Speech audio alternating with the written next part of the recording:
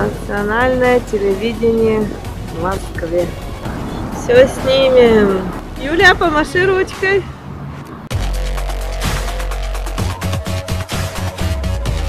Для начала хотелось бы сказать, что из Владикавказа в Москву уехали 8 незнакомцев, а вот уже из Москвы во Владикавказ вернулись 8 хороших друзей. С компанией, с которой мне предстояло 2 недели жить и учиться бок о бок, я познакомился буквально в аэропорту. Мне вообще казался странным тот факт, что обучение будет длиться всего 2 недели. Но я думала, чему можно научить за 2 недели человека, не работающего в этой сфере. В рамках практики в Москве мы ездили по студиям, съемочным площадкам, редакциям. И каждое место впечатлило по-своему. Благодаря этому мы смогли изнутри посмотреть на то, как готовятся все программы и выпускаются в эфир. Я думаю, самое большое впечатление на меня произвела редакция Russia Today.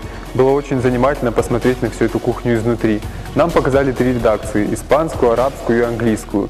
Было очень интересно смотреть за тем, как ведущие готовятся к эфиру и вообще переходить из одной языковой среды в другую. В Академии медиаиндустрии у нас было практическое занятие. Это не является традиционным, потому что наша клетка или наша народная система ждала. Вам комфортно было? Нет. Почему? Какое-то внутреннее напряжение, волнение. Вербализируем собственные страхи. Что именно, чего вы боялись? Я боялась что?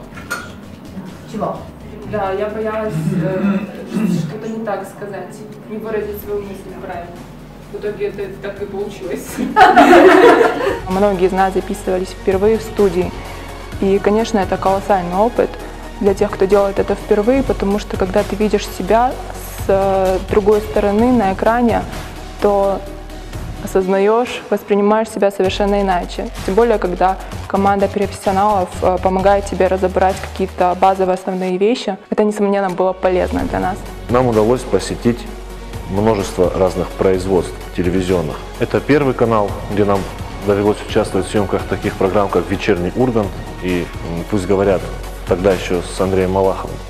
Конечно же, неизгладимое впечатление оставила возможность попробовать себя режиссером прямого эфира на ВГТРК «Россия-1». Ну и, конечно же, самое интересное, мы побывали на ТНТ, на Comedy Club Production, и там мы смогли увидеть, как снимаются самые популярные в России сериалы.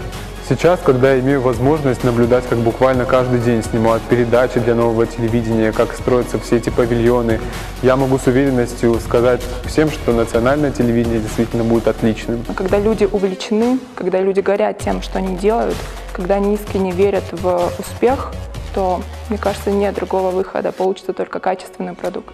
Это будет не разовый проект, а долгоиграющий, запоминающийся и очень интересный не только для жителей нашей республики, но и для тех, кто будет смотреть наш канал за пределами.